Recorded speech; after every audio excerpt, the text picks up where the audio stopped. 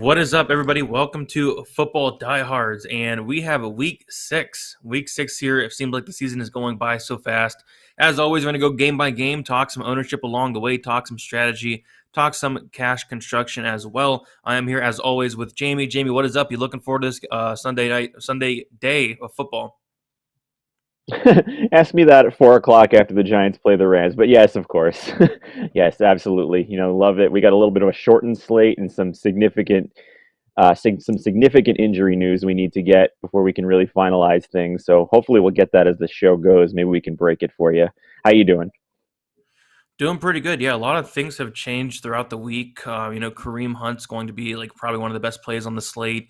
And I'm with you. I'm still waiting on some injury news, probably waiting on the same players as well. But yeah, I say we get into it here. And as always, we'll start with the very first game.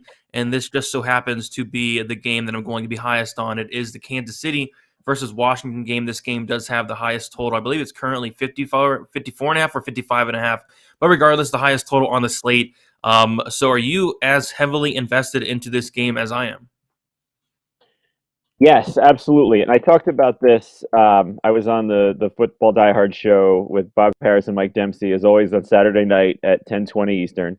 And I talked about this game that these two teams are the bottom two in DVOA, which DVOA is that Football Outsiders metric, which is defense adjusted value over average.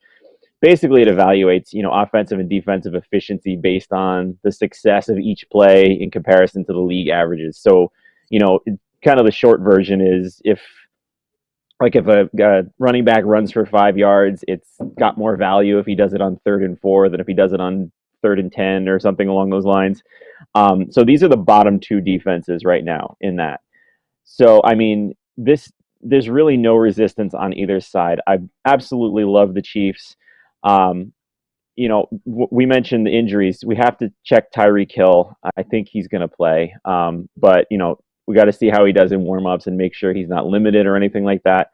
Travis Kelce is a complete misprice at 7,000. He's pretty much locked and loaded into my cash at that price. Clyde Edwards-Helaire is out. You got to figure that the Chiefs are more pass happy in this one.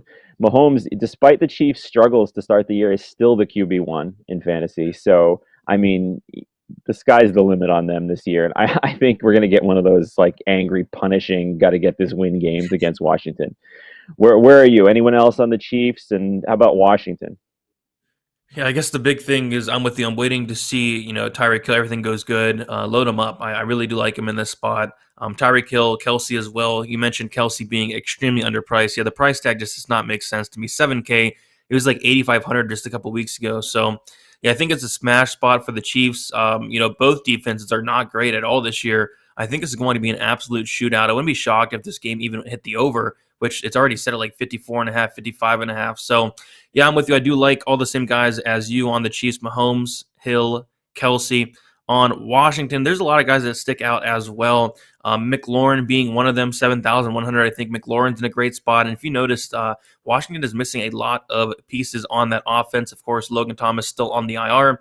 Curtis Samuel ruled out. Cam Sims ruled out. De'Ami Brown is questionable. And they really don't have a ton of pass-catching options. So McLaurin's going to be the guy, as always. But especially this week because there's literally nobody else to pass to.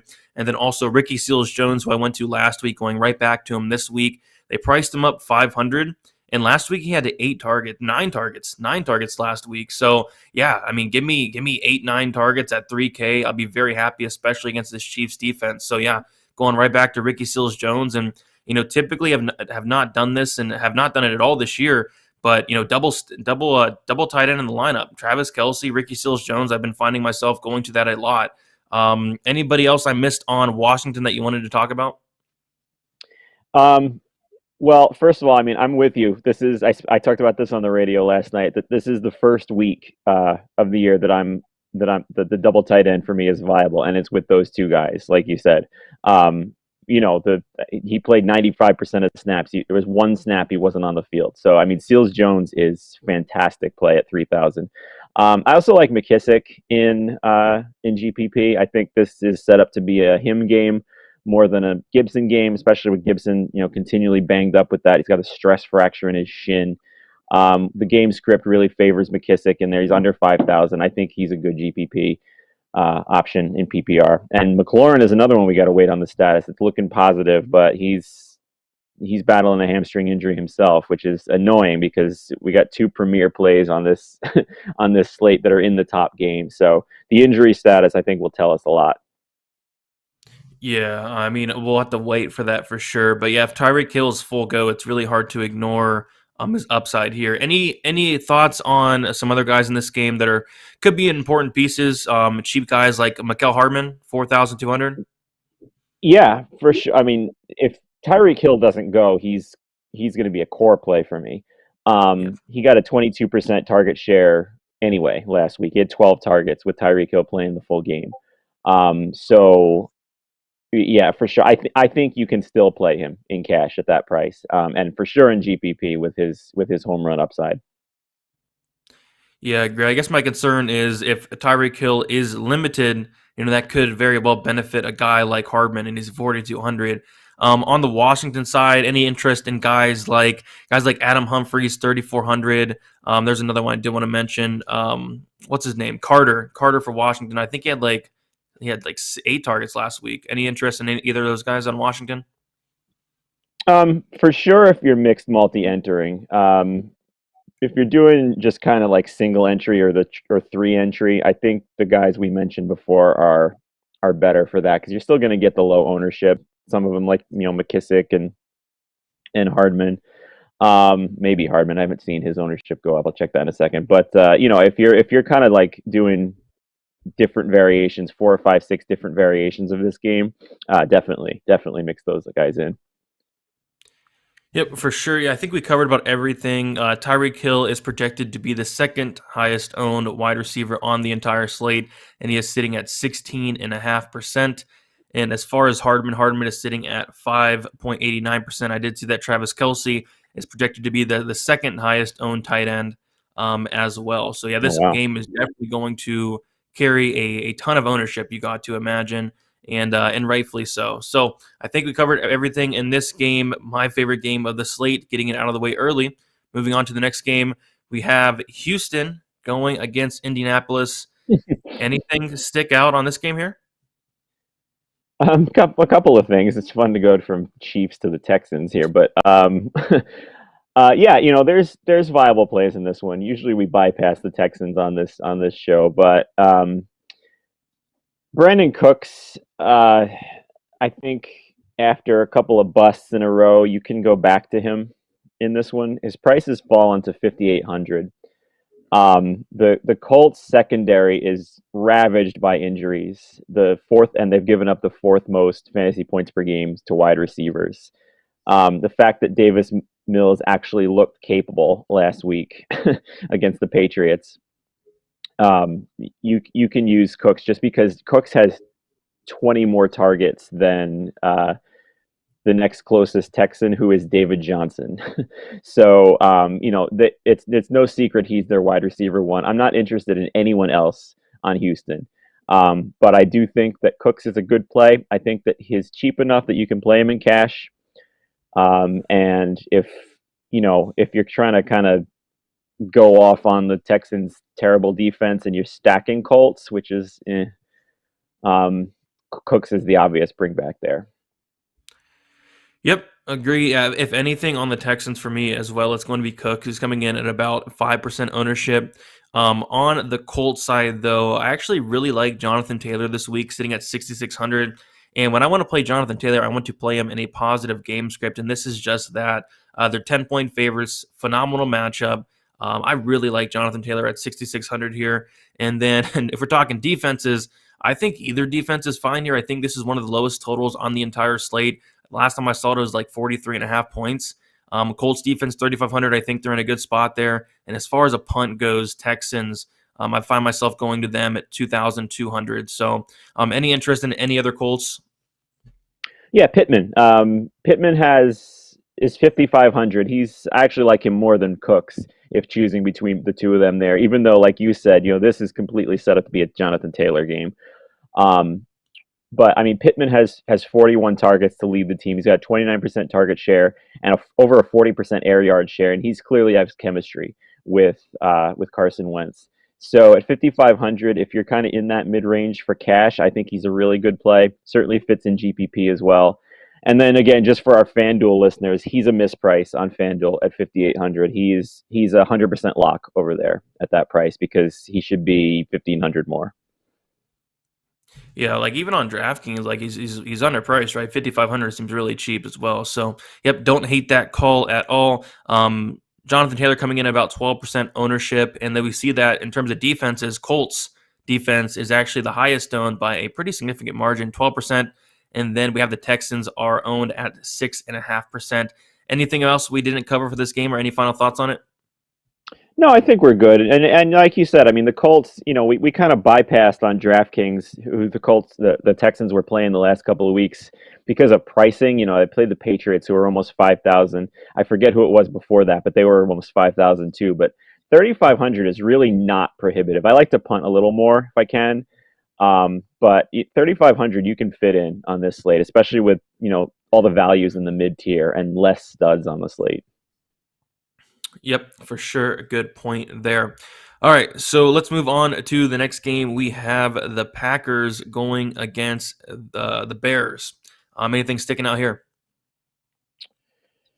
Well, Devonte Adams, obviously, his price is up to 9,000, but when you look at him, he's being targeted on 40% of Rodgers' throws, which is unbelievable number there.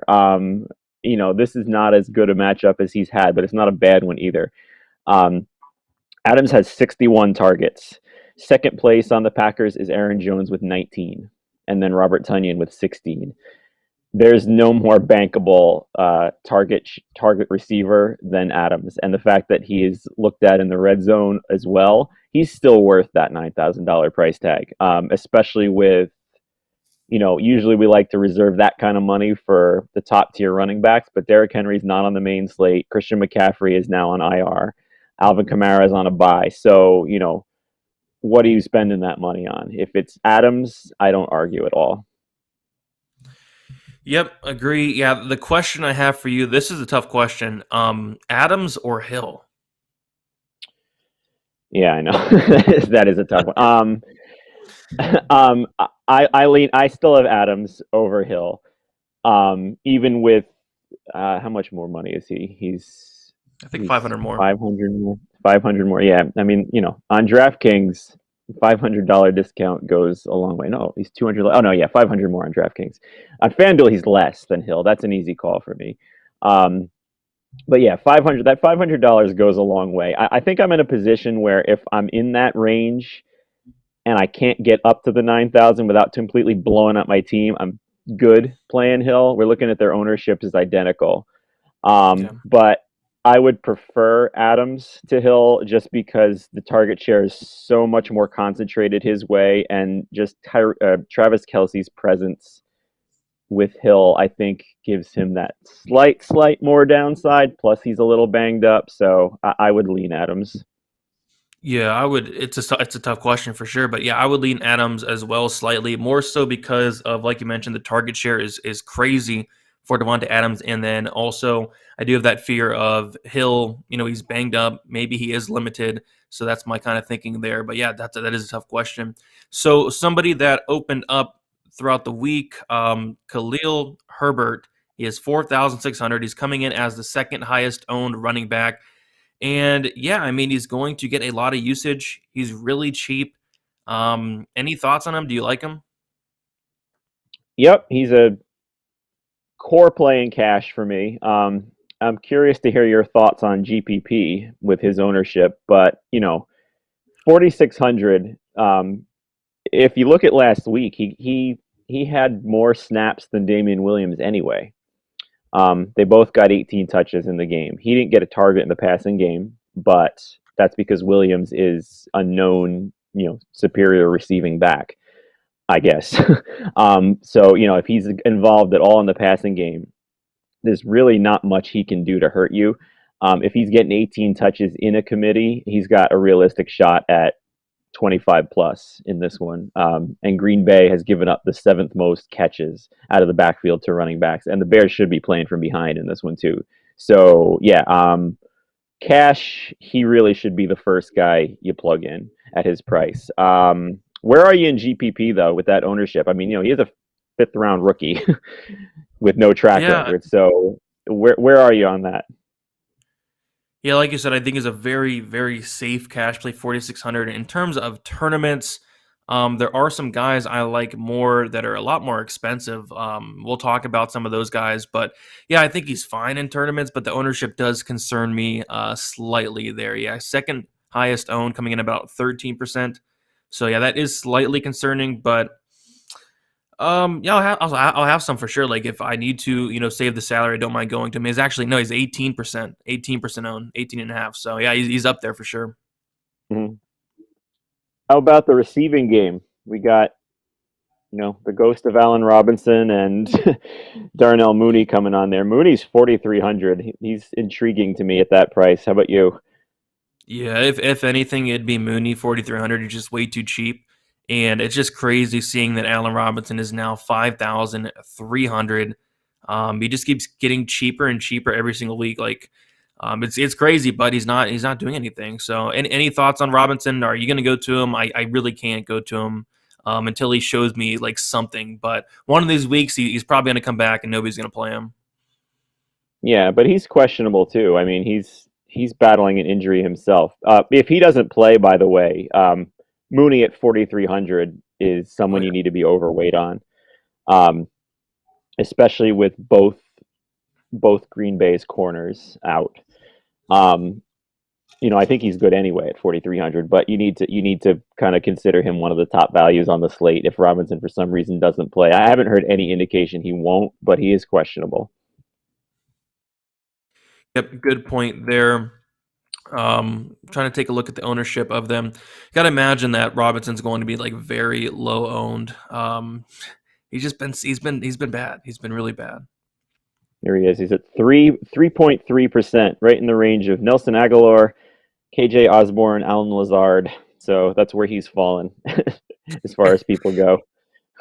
Unbelievable. But yeah, I think we covered about everything. Any interest in Aaron Jones for me? I mean, I think he's always in play every week, but there's just other guys I like that are a lot cheaper than him, and then guys I like that are more expensive than him. I feel like that's what I say about Aaron Jones every week now. But yeah, until his price is kind of not bounced around those guys, like you said, that I would rather go either up a little bit more to or down to. He doesn't make my lineups that much. And the Bears are also a stout run defense. They are a pass funnel this year. So it's Adams for me. Yep, couldn't agree more. Really high on Adams this week, just like last week. Hopefully it works out as well this week.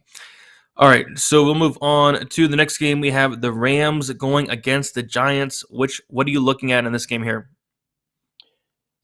A lot, actually, on both sides, really. This game has a fairly sneaky high total, over 50. The Rams are at 30. So there's a few ways that you can go with this one. My favorite overall play on both sides in this game is Darrell Henderson, who seems to be the third highest owned back behind Kareem Hunt and Khalil Herbert. So, I mean, that's with good reason. At $6,000, I'm almost certainly going to be playing him in cash. The Giants have given up the third most fantasy points per game to running backs and now are over 5 yards per carry. Just under 5 yards per carry, 4.93. And with Blake Martinez out for the year for them, that's just going to keep getting worse. He is the only running back in the NFL with 15 plus fantasy points in every game he's played a full game in. So at $6,000, I'm kind of all over that.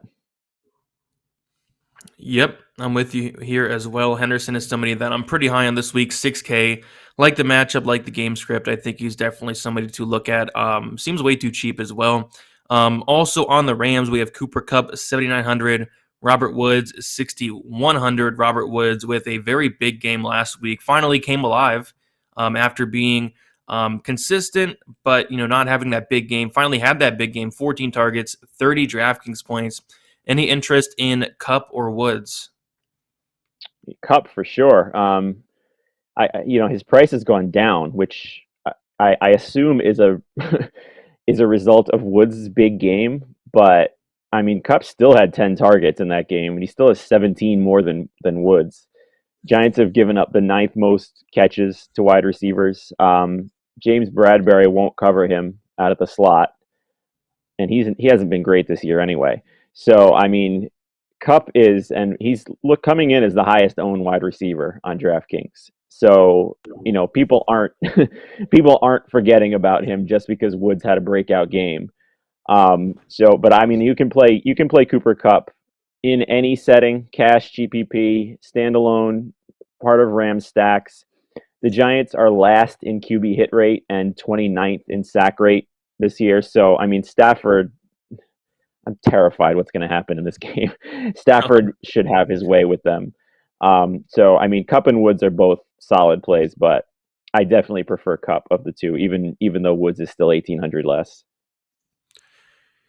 Yep. Any interest in stacking the Rams? Yep. You can stack the Rams for sure. With those two guys, you can play Tyler Higbee, even though his snap share is, or excuse me, his target share and his air yard share are terrible for tight ends. He is playing on every snap. So, and the Giants have given up the sixth most fantasy points per game to tight ends. So in GPPs, if you're mixing and matching stacks, for sure. Sounds good. Yeah, I was definitely thinking about stacking up the Rams. I thought it'd be like a sneaky stack. I didn't hear much people talking about it, but taking a look at the ownership, Cooper Kupp, 20% owned, highest owned on the slate. And then Robert Woods up there as well, top 10 ownership at 11.5%. So it looks like some people are all over that. As far as the Giant side, what's sticking out to you on this side? I love it. People are down on him for some reason. I don't see why, honestly. If Andrew Thomas remains out, that's the big thing for me, because he had stabilized that offensive line for them for a while. But even without him, they did well last week. They didn't do as well, but Daniel Jones is cleared to play. The Rams have given up the fifth most rushing yards to quarterback. Darius Williams is out for the Rams. Aaron Donald is not at 100% right now. He's battling a knee injury that he says it's painful. So, I mean, nothing really keeps him from being in quarterback's laps all game. But, I mean, Daniel Jones, he's getting Sterling Shepard back. Kadarius Toney is broken out in the last couple of weeks. Kenny Galladay's out, but he hasn't been a factor. So, I mean, the fact that Darius Williams is out kind of forced Jalen Ramsey outside last week. So I'm interested to see who he covers in this one, because he does shadow into the slot a lot. So I assumed that he was going to cover Shepard, but with Williams out, we might see him on Toney. So I really like Jones to Shepard stacking in this game. Shepard's only 5,000. I think you could still play Toney, even though he's banged up as well, and his price rose pretty dramatically. And then Devonte Booker. Sorry to dominate the Giants talk here. You can fill in any blanks you want. Devonte Booker had all 19 touches after Barkley went out, and he's a competent pass catcher as well. So I think all of these guys are in play, and you can stack them in GPPs as well.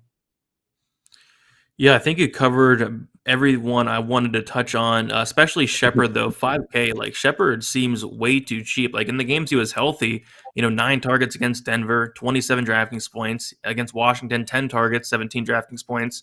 I think Shepard is very interesting at that price tag. Yeah, for sure. And like I said, there is the danger that Ramsey shadows into the slot, which he does now. Actually, he has been in the slot more than he's been on the perimeter this season, by a slight bit. But like I said, with Williams' injury, that forced him outside a lot more in last game. And if that tends to continue, I think Shepard would be free of him a little bit more. Yep, good point there. You touched on Booker as well. We see that Shepard is coming in at about 10% ownership, and then we see that Tony is coming in at about 5% owned there. Anything else you wanted to touch on for this game? No, I think we covered it. I'm just kind of looking at the tight end ownerships here to see where Evan Engram sits. I'm just not interested. Though. I mean, he hasn't been as much of a factor with Garrett as the offensive coordinator. And I don't even see him. Well, he's at 2%. But then with them getting healthier, I'm still not interested. Yeah, I mean, I don't hate Ingram, but when I can get Seals Jones for 400 less, I'd Yeah, take Seals Jones there all day. yeah. But yeah, I think we covered everything in this game. Let us move on to the next one. And we have the Bengals going against the Lions. Yeah, this is a very intriguing game for me. On the Cincy side, there's a lot of things that stick out. Like I think you can go a lot of different ways with this. So my thinking is, so P Ryan is going to be out, and Mixon is a little bit banged up. But if he is a full go, if he does get a full workload here, I think he's in an absolute smash spot against the Lions. 6,400 is way too cheap. But again, like he is a little bit banged up. That's my only concern. But who else is going to carry the ball for this Bengals team? Um, Chris Evans is like, I don't know. I think they're going to give Mixon a full workload here. If they do, I think he's in a smash spot. But, if Mixon is beat up, which he is, if they do not want to give him like a full workload, if they do want to limit him a little bit, I think this Bengals offense in terms of the passing game can be interesting. Joe Burrow, 6,300. Jamar Chase, 6,700. T. Higgins is way too cheap, 5,300. So I think there's a lot of different ways you can attack this Bengals offense. In terms of the run back options for the Lions, there really isn't much, so hopefully you can help me out here. But did I miss anything on the Bengals? Do you agree with anything? Excuse me, do you agree with anything? Disagree with anything? And then on the Lions side, any run back options to stick out? You nailed it all on the Bengals side. I'm right with you on everything there. And I think they've said that, I don't know, it might be coach speak, but I'm pretty sure he's come out and said that Mixon will be fully go, no limits. Oh, So nice. I mean, yeah, I'm with you on that one. Um, and on the run back side, I love Deandre Swift in this game. I had him in cash originally, um, until Kareem Hunt became a play, who we'll talk about later.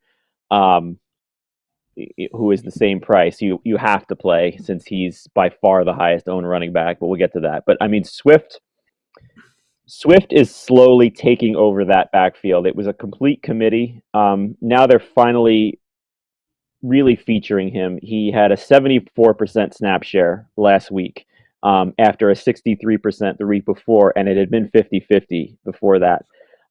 Cincinnati has allowed the most receptions out of the backfield to running backs, and Swift leads all NFL running backs in catches and receiving yards. So, I mean, I cannot imagine he doesn't destroy them, whatever the game script is. Like, if even if Detroit's winning, he's set up for this one. So he is.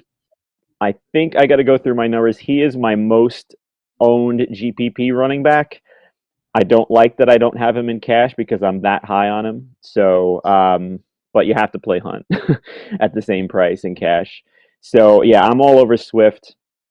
And then I do like Amon-Ra St. Brown also at 4,200. They're so injured at wide receiver. Detroit is now, and he's had 8 targets in back-to-back weeks.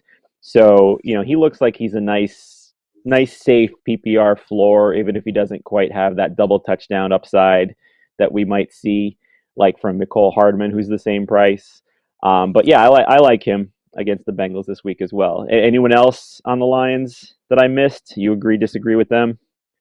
No, not really. I don't really see myself getting too much into the Detroit passing game. Kind of a dumpster fire there. But yeah, I 100% agree on the Swift side. He was somebody like you where I was all over him this week up until that the Kareem Hunt news broke out that Chubb is going to be out. So I'd rather go with the Chubb side, but Swift's still a phenomenal play, and he's still really cheap, 6,300. So yeah, I like him a lot.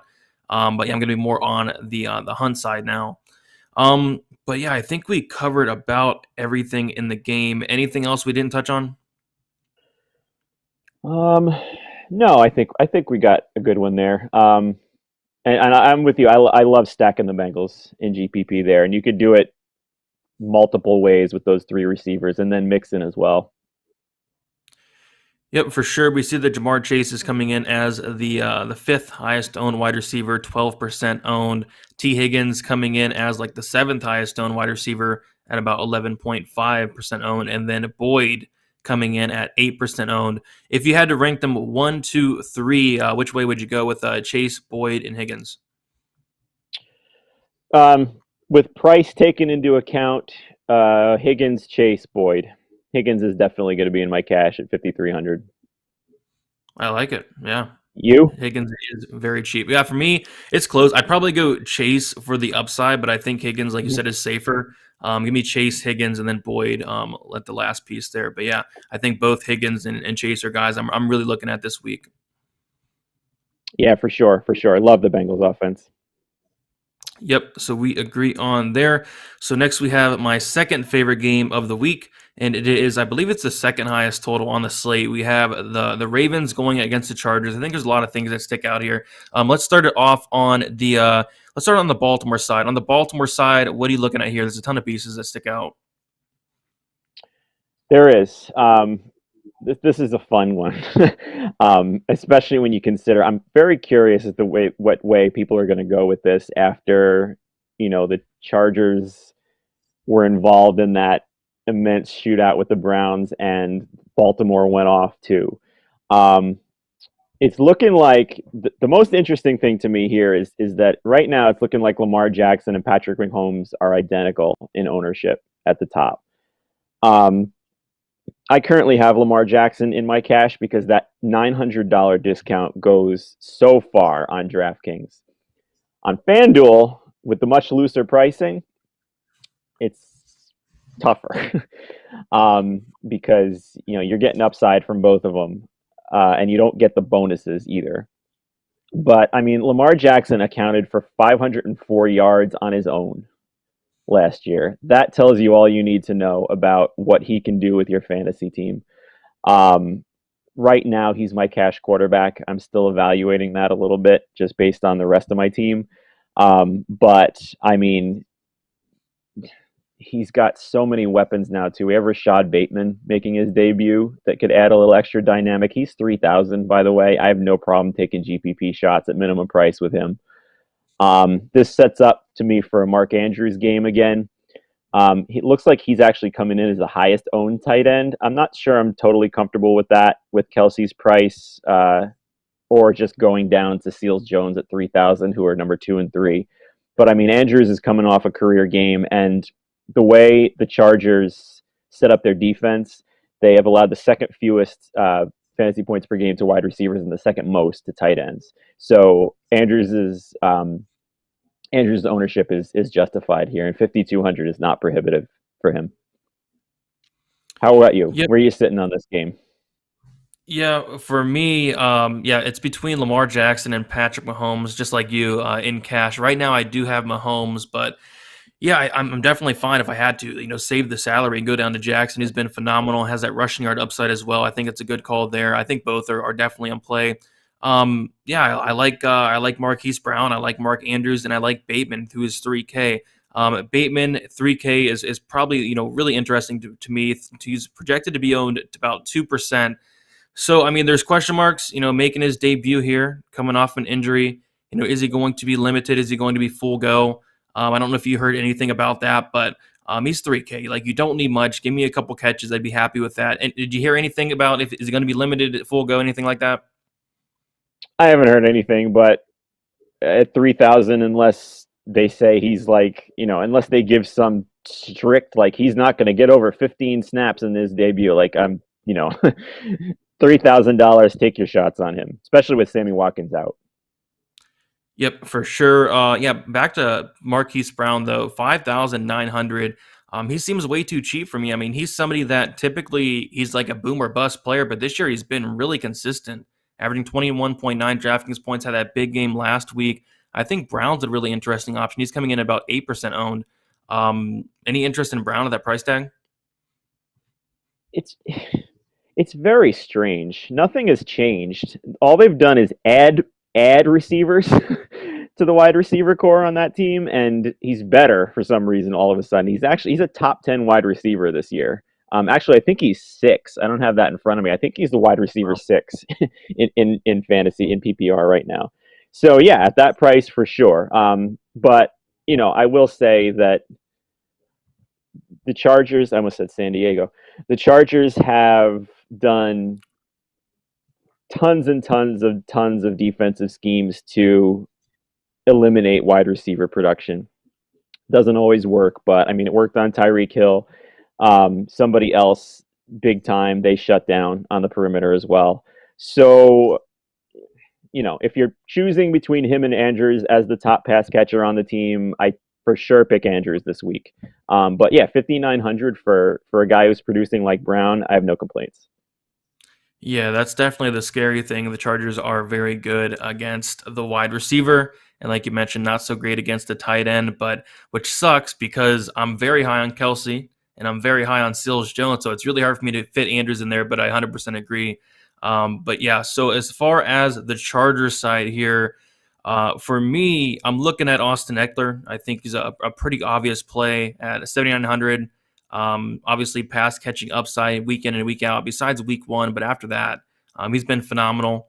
Back-to-back 30-plus fantasy point games. I think he's another smash spot here against the Ravens and I think it's like a 52.5 total. And then Mike Williams is questionable. I think he is expected to play, but he's going to be a little bit beat up here. I think Mike Williams is interesting because he has that boom upside. We saw him last week. He absolutely went off 16 targets, about 40 DraftKings points. I think Mike Williams needs to be mentioned. And then also Keenan Allen, who's a lot cheaper than Mike Williams, which is crazy, but it's what happens when Mike Williams is going out there and pulling off these huge games where Keenan Allen, I mean, he's not having these big games, but he's being fairly consistent. He's still averaging a little bit over 10 targets per game, averaging 16.6 points per game as well. I really do like Keenan Allen at this price tag. If Mike Williams was going to be out, Keenan Allen would probably be my highest owned wide receiver, but it looks like Mike Williams is going to play. I still have interest in Allen, but he doesn't really have that boom upside as a Mike Williams, but with that said, he's a lot cheaper. So anything you like on the Charger side here? You covered it for sure. I'll just add a couple of things. Trivia question for you. What team has allowed the most receiving yards to running backs this year? Baltimore. Yes. Yes. So, yeah, I mean, Eckler, I think, is for sure worth his price tag, even though it's getting up there. It's almost 8K. The one thing I'll just add to, I've gotten some questions on Jared Cook this week. I'm not interested. He is starting to look like he's 34 years old, and it's starting to show. And the fact that their backup tight end has back-to-back, or why can't I get his name? Parm. Thank you. He's scored in back-to-back games, and he got over 50% snap share last week. I think that it's starting to shift his way. So I would keep an eye on that. If you're in season-long leagues, I would stash him if you have a spot, because I have a feeling the balance of power is going to shift his way soon. Sounds good. So yeah, I think we covered about everything on this game. Do you want to take a look at the ownership? Keenan Allen coming in at 10% ownership, which is not terrible. And then looking for Mike Williams, and I don't even see him. So it looks like not many people are going to be going to Mike Williams this week, unless I'm missing it. Yeah, I don't even see him. So, yep. So I think we covered everything. I say we move on to the next game, and we have the Minnesota going against Carolina. And yeah, so this is big. So Christian McCaffrey is put on the IR. He's going to be gone for at least 3 weeks. And that makes Chuba Hubbard a very interesting play for me. And I'm curious to hear your take on this because, 2 weeks ago, I was all over him. He did not perform well, 9.1 DraftKings points. He did get a touchdown vultured by Sam Darnold. So it could have been a little bit better of a game. Then he comes back against Philly, scores 21.4, had 24 attempts, so they gave him the ball. Also had 6 targets, 5 receptions, so had 29 total touches. He's 5,900. I kind of like him here. I kind of want to go to Chuba Hubbard at this price tag. Any thoughts on him? Do you like him? Do you not like him? He's coming in at the fourth highest owned running back right now. Yeah, I like him a lot. He had 88%, like you said, of the running back touches last year. So I mean, it's a full workload for him for sure. Minnesota is a below average run defense. My only issue with him is that the guys we spoke about already. What did you say his price was? 5,900, right? Yeah. Yep.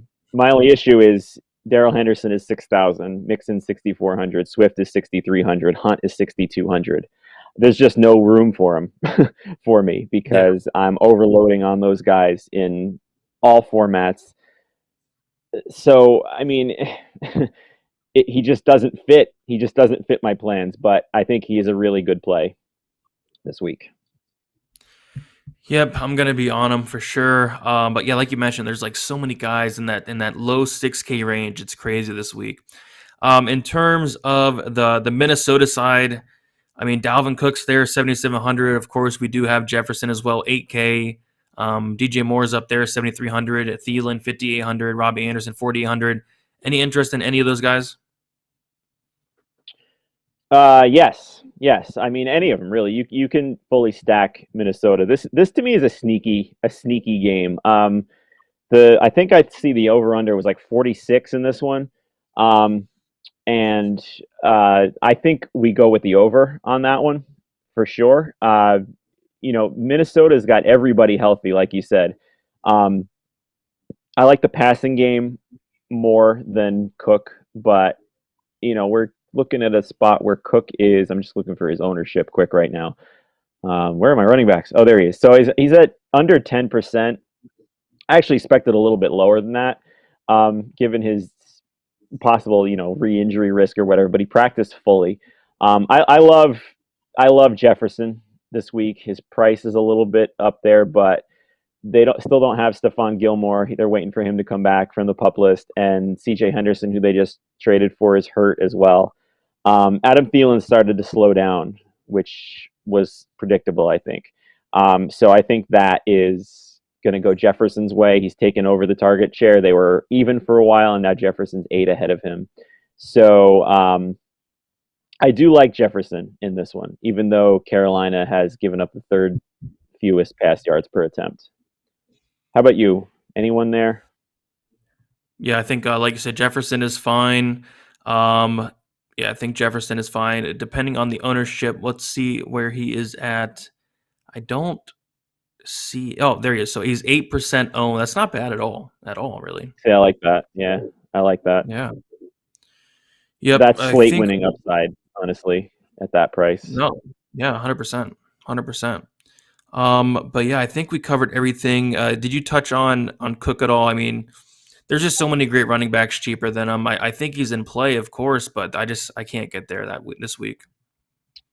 No, I would have liked to seen his ownership a little bit lower than it is for me to kind of get in there on him. But Carolina's been stuffing the run, and I mean, Cook is matchup proof when you're playing him, but I don't see the need this week. Yeah, Cook about 9% owned, and you mentioned the Panthers run defense, very good, very good. So yeah, I think we're on the same page there. Let us move on to the next game. We have Arizona going against Cleveland, and yeah, with Chubb being out, this makes Kareem Hunt, pretty much a must play in cash and a guy to really consider in tournaments as well. He's coming in at 38.5% ownership, which seems to be probably one of the highest on the entire year, and for a really good reason. I mean, Kareem Hunt is a guy that produces with Chubb on the field. With Chubb on the field, he's averaging 18.7 DraftKings points. No Chubb against Arizona. It's really hard to get away from Kareem Hunt this week, and the cash especially, but even in tournaments, it's hard to get away. It is, and I don't really think so. People are gonna find any reason to fade that ownership in those tournaments, which is of course what you want to do. The only one that I will say is that he's also questionable, and he's barely practiced all week. So I think he's got two different injuries that he's battling. It's like a wrist and a knee injury, but if we had known, if DraftKings had known prior to midweek that Chubb was going to be out, Kareem Hunt would have been pushing 7,500 at least. Especially against Arizona, who is completely a run funnel defense. They have pretty much sold out to stop the pass, and it's led to them allowing 5.5 yards per carry on the ground. So, yeah, I mean, unless we hear some kind of reports that Hunt is clearly in pain, but he's going to try and play through it, or anything along those lines that make you at least pause on how effective he might be. He's a lock in cash, and I think you can comfortably be overweight in GPP. Yeah, so this is kind of concerning me. The Browns coach says, and I quote, "I don't want to kill Kareem," noting that he has a number of snaps and touches in mind for Hunt. Ugh, That's not good. really? I don't like that.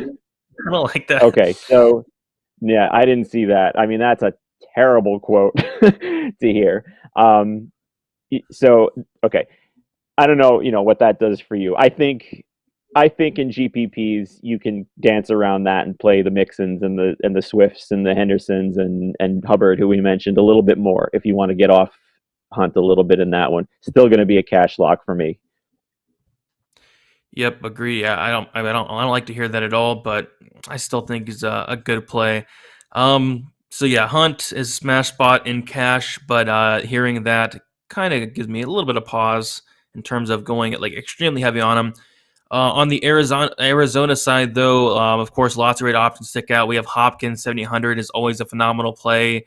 Christian Kirk is 5,000, AJ Green 4,900, Randall Moore 4,600. For me, it's probably Hopkins. Most interest there, 7,800. How about for you? Anything on the Arizona side? Yeah, it's kind of the same for me every week with them. The target share is so spread out now. Like you said, Hopkins is still the one you want. I do like Moore better than the rest of them now. He finally outsnapped Christian Kirk for the first time all year. So at 4,800, I like him if you're stacking Cardinals. I will say in this game though that Kevin Roth, the baseball weather guy, I don't know if he's football as well, the weather guy on Twitter, he did come out and say there's sustained 20-mile-an-hour winds in this one. So, I mean, that usually affects the passing game in a negative way. So I think you can go a little bit easy. The game total has dropped almost 4 points since last Oh, wow. night. So I think you can kind of take it easy on the passing game in this one and not go nuts on it. But I mean, Kyler is Kyler. You can play him at all since he runs anyway. Yep, Kyler is Kyler. Yeah, for me, like for the most part, it's going to be Hunt. Hopefully, like they don't limit him like crazy. Hopefully, he does have a good day because I'm going to be very heavy on him regardless. But yeah, I did not like to hear that. So we'll move on. We have 2 games left. We have the Raiders going against Denver, and for this game, I literally do not see any players I have interest in. I mean, Waller's always in play. Sutton's fine, but there's like no guys I'm really getting to a ton. Same thing for you, or is there any guy you like in this game? No, I pretty much agree with Waller, and I don't even really like him. Um, No. just because, like you said, like we've talked about, if you're in that range, I want Kelsey or I want Andrews, or if I'm going out of that range, I want Seals Jones. Um, so I mean, I don't have any Waller this week. That might be my mistake because if everyone else is thinking that way, Waller certainly has the tools and the talent to, outscore both Kelsey and Andrews. So I mean, if you're telling me that you are playing Waller, he does lead all tight ends in targets. So I'm perfectly fine with him. I just don't have him. I'm curious with your thoughts on Josh Jacobs here. Denver is a great run defense. They've given up the third fewest fantasy points per game to backs. But what do we make of him getting 5 targets in back-to-back games, which is not Jacobs' thing? No, it's not at all. And typically, that's something I do not like about Jacobs is that he does not get any targets. So yeah, I think that's interesting there. I guess like again, like the problem for me is terrible matchup against Denver. And then on top of that, Chuba Hubbard's the same price. On top of that, you can go up 100 more, get a Henderson. You can go up and get a Mixon, a Swift. I guess that's my problem and the matchup. So I don't see myself getting to him that much. But yeah, I mean, I think I don't want to say he's not in play because I think he is. It's just there's other guys that I like more, and there's a lot more of those guys. Yep, I agree. 5,900. We talked about Hubbard. He's even below that. Yep. But Waller is coming in still fourth highest owned tight end, 11% owned. The next best being Noah Fant, 6% owned. Top three: Mark Andrews, 18; Kelsey, 16; Seals Jones, 13.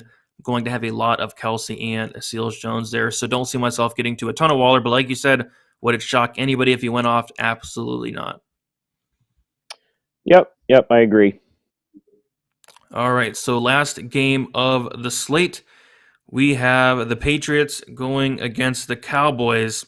And I guess we can start on the Cowboys side. So on the Cowboys side, what are you looking at here? To be honest, I have, for the most part, ignored this game, and that might be a mistake on my part. I will say that it's such an unfriendly matchup for the wide receivers. They've really done a good job shutting down not shutting down, but limiting wide receivers. They've given up the 9th fewest fantasy points per game and the 2nd fewest yards per target. The efficiency of the Dallas passing game kind of could circumvent that. So, I mean, Lamb and Cooper are fine at their prices. I just don't have them. Daniel Schultz, who has kind of burst onto the scene the last couple of weeks, I'm not interested in him at all. The Patriots have given up the 2nd fewest fantasy points per game to tight end and the fewest receiving yards to tight ends. If I'm going to play anybody on this team, it's Zeke, who has averaged 21 touches per game over the last 4. So, I mean, I think he's perfectly fine to play 7,100, which is a pretty friendly price tag for someone getting as many touches as him. He has 6 touchdowns over those 4 games as well. He's really the only one on Dallas that I have interest in trying to fit into my lineups, though. Even with a team total of 27, which is pretty good, I just haven't found myself going to them in this one. Yeah, so I think this is the third or fourth. I think it's the third highest total on the entire slate. And yeah, I guess I do have some interest in these wide receivers on the Dallas Cowboys because they're just so cheap. But I guess my problem is the lack of pass attempts with Dak. I talk about every week. I mean, 27 in week 2, 26 in week 3, 22 in week 4. He finally threw the ball 32 times back in week 5, but still like lack of pass attempts there. And we're seeing that Elliott's getting a ton of work as of late. 21 rushing attempts last week. So I think Elliott's interesting for me, but I'm more so interested in just the cheap prices of these Cowboys wide receivers. Like they're way too cheap. 6,500 for Lamb and then 6,000 for Cooper. But on the Patriots side, though, I actually do have some interest in some pieces here. So I think Mac Jones is interesting. 5,200. I like the matchup. I like the game script. They're projected to be losing. I think 3.5-point dogs are the Patriots last time I checked. And, he's cheap. You don't need much. And then I do like a stacking option, Jacoby Myers, who I believe he's like the 2nd highest owned wide receiver last week. And it seems like everybody's off of him now for the most part. He's now back up to 10%, so still up there. But, last week it was like crazy. And I think I'm on the Jacoby Myers train this week at that price tag of 5,500 against Dallas. I think they're going to need to be passing, and hopefully Jacoby Myers can finally get his first touchdown. It's been a while since he's had a touchdown, so hopefully he gets it here. As far as that, like on the Patriots side, for me, it's Mac Jones if anything, but I don't see myself doing that a ton because I like Mahomes, I like Lamar Jackson, but I do like Myers at that price tag. So anybody else I missed? Are you on Myers as well, or do you just completely not like this game? No, I do, and I'm going to reassess because I think I'm incorrectly too low on this game. I think the points you bring up are definitely reasons to go to these. I'll also mention the one guy on the Patriots side that I was looking at also was Hunter Henry. Jonnu Smith has been awful so far, to the point, like, as far as a pass catching tight end, to the point where he was a blocker on 80% of the snaps in week 5. So, I mean, you know how Belichick is. If you're not producing in your role, we're either taking you out of it or we're giving you something you can do better. And he has always been a good blocker. So, I mean, if he's going to be the blocking tight end and Henry the receiving tight end, I do like Henry at under 4,000. He's scored in back-to-back weeks. And the Cowboys have given up the 7th most fantasy points per tight ends. So, if we're going on the game script like you brought up, which is a good point, I think he's involved as well. Yeah, I actually really like that call. 3,900. Yeah, I think that's a good call there. But yeah, I think we touched on everything. Anything else that we missed on this game? No, I don't think so. I mean, I think if you want to go against the rookie quarterback and you're mixed multi-entering, I don't hate Dallas as a cheap defense, but I haven't gone there yet either. Yep, we do see that Hunter Henry is coming in about 4% ownership, which makes him about like the 6th or 7th highest owned tight end. So, yeah, guys, we did it. We went through the slate. Really looking forward to this week. Have a lot of stuff to look forward to in terms of injury news. Would like to find out some more things in terms of, I think, Tyrek Hill being the biggest one for me. Looking forward to that. So, Jamie, any final thoughts on the slate? Anything else you'd like to add before we get out of here? No, just keep an eye on those injury reports, because I mean it's almost 11 o'clock Eastern. They should be coming out, within the next 10-15 minutes, and that really will tell the story of how you finish your lineups. And just as an update here, we haven't really talked about this offensive explosion in London, but we're approaching halftime. It's 13-3 Miami. Jalen Waddle scoring the game's only touchdown. Urban Meyer continues to not utilize his 2 best offensive weapons, so we'll kind of see how that game finishes out. But Jacksonville is driving, at least as we approach halftime.